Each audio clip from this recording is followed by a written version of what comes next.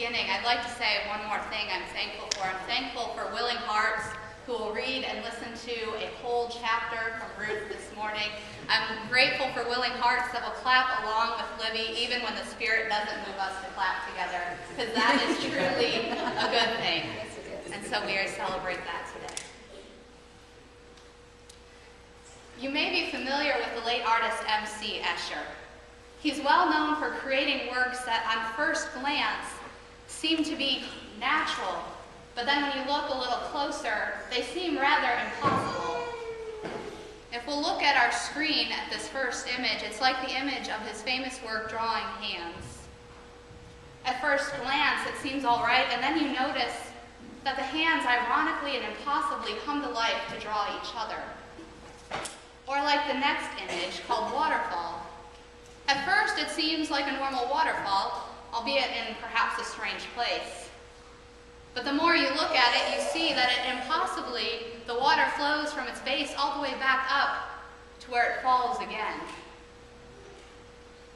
It's enough to boggle the mind and cross the eyes and just plain old give you a headache. And it may seem ironic, but that's sort of how I feel with Ruth. At first glance, it seems to be fairly simple. I mean, it's only 4 chapters, the whole book is. There are children's book or magazine articles that are longer than that. And yet somehow it makes me feeling like I'm in this next piece. Climbing one of these stairs, somehow leading to nowhere, upside down, not quite sure which way's up and which is down. But we'll return to our next screen so we don't get a headache from looking at that all day. But that's how Ruth makes me feel, because while on the surface it's easy enough to follow, they leave, there's famine, so they leave. They go to Moab, hoping to find something better, and instead meet something worse, and they meet death. But then they go back. Naomi says she'll return home to try and be cared for. Orpah returns home to her land, and Ruth clings to her. And they all go back to Bethlehem together. It seems simple enough at first. And we can easily skip ahead right to what we normally say of, oh, look how faithful Ruth is for staying with Naomi. Good for her. And to be honest, that's kind of where we're going to end up. But we're going to take more of an M.C. Escher way to get there, because then we'll see that it is good for her even more. Because the more we study it, like any good artwork, we'll see the fullness of Ruth's faithfulness, the impossibility of it, and yet there it stands. And so we'll journey together through this. I hope you'll journey together through the ironies and impossibilities, because the whole story starts off with a very cruel irony. Bethlehem, which means house of bread, is, well, out of bread. There's a famine. That's what causes them to leave in the first place. So Naomi and her family leave, and they don't settle in any neighboring ally. They wouldn't go to Canada. Instead, they make their way in Moab. I'm not sure what we remember about Moab, but Naomi's family would surely have known that Moab is an enemy. They were despised foreigners, known for their idolatry and immorality. It's an unlikely place to end up. It was so bad that marriage between Israelites and Moabites was prohibited. And yet that's the second complication. If you remember, that's exactly who Naomi's sons married, are Moabite women. The animosity and hostility between them would be enough to make a wedding between a Buckeye and a Wolverine or a Brown and Steeler look tame. Yeah. But that's what happens in the story with Ruth. They are married to Israelites. The Moabites and Israelites have married, and that's bad. But it gets worse, because over time, all 3 men die. And there's the pain of death that so many of us know. But we also remember that this leaves Naomi and Ruth and Orpah alone, in a time when women could only have Social Security if they were attached to a man through marriage or family. And here they are completely alone, poor and widowed and hungry, with no better hope before them. It's no wonder they're quickly feeling destitute and ready to leave Moab. And Naomi does all that she can to support her daughter-in-laws. She tells them to return to their homes. Now, in case we think that this is just some social nicety that she has to go through to be a gracious host, it's not. It's not like when we go and are invited to dinner and the bill comes, and the guest has to reach for it and offer to pay, only to have the host say, no, I got it, and then you go through that one more time until finally they insist. And you give in, saying, okay, it's on me next time. That's not what this is like. Naomi is not some great host or a guest, just offering this out of niceness. Naomi commands Orpah and Ruth to go home because that is their only foreseeable option for hope. Their only chance for remarriage, to not be poor and widowed and hungry anymore.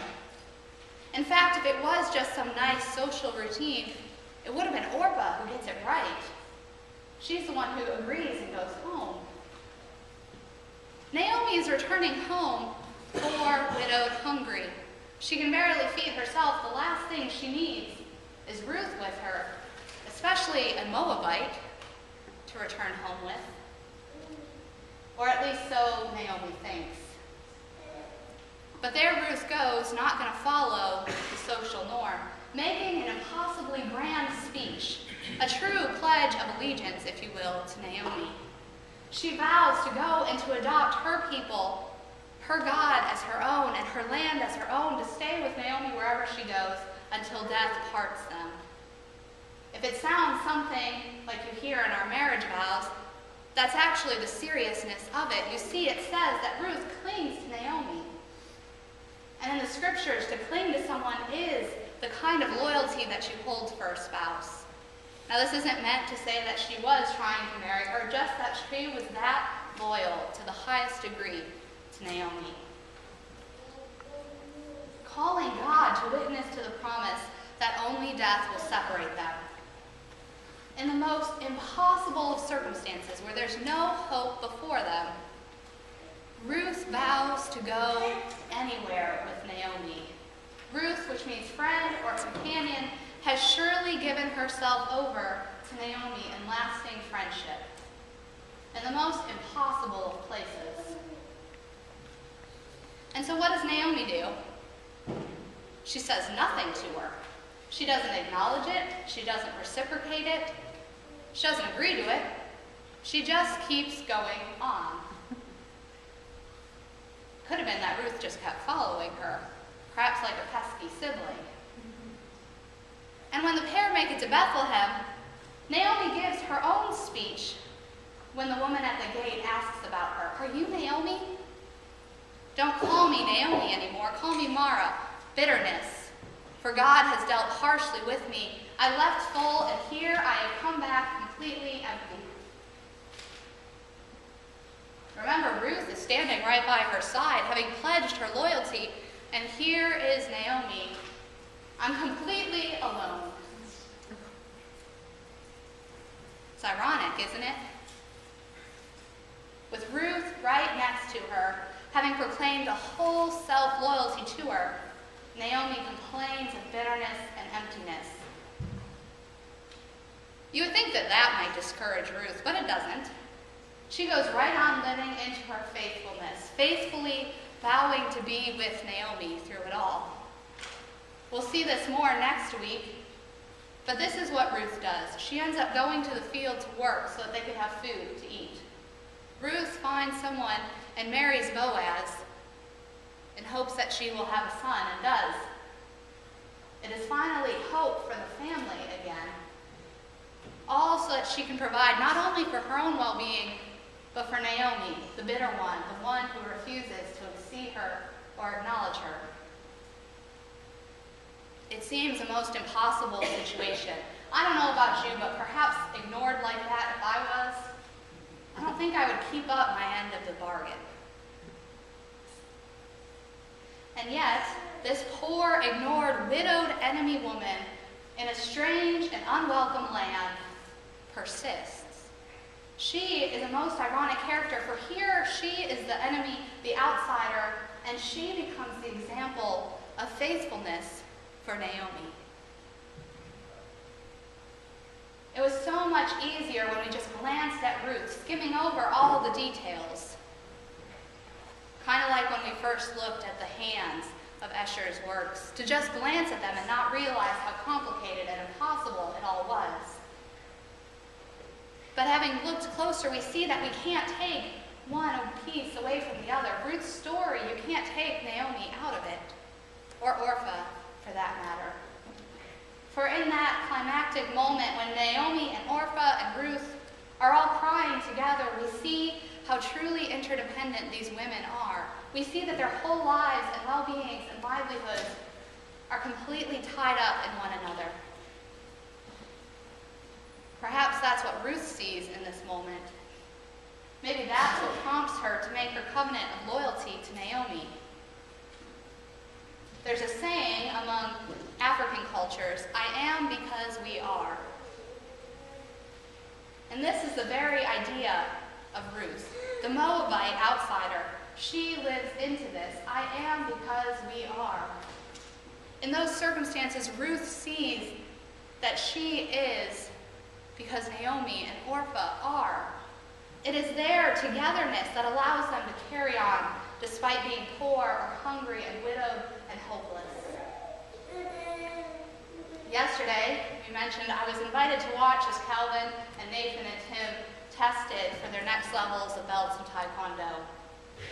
And before the black belts tested, all those who were preparing to test gathered together in a half-circle shape. And they shared in a ceremonial ritual. And they each ate a spoonful of honey, as the master explained that in eating the honey they taste the sweetness of the accomplishment, and yet they also remember that the honey could only be made thanks to the hard work together of all the bees in the hive. He went on to explain that so it was for everyone here to test, that they made it to where they were because of the hard work support of the whole group together, challenging and supporting one another along the way. Now that master didn't use the African saying that I brought up, but he very well could have looked at each one of them and said, "You are because we are." Bees know it. Those that practice Taekwondo know it. And Ruth most assuredly knows it. Each of us is because we are. As individual Christians, we all exist because we are all Christians in community together. We know this to be true, for we know that our very lives are because God is. Even in the impossibilities of life, when we're surrounded by death or bitterness, famine and loneliness, we can look around and remember that even there faith can survive. Even there the barley harvest will come. Like Ruth and Naomi, we can hope in that coming of the barley harvest, the end to famine. Like those black belts yesterday, we can taste the sweetness of faith like the sweetness of honey. For always we are because God is.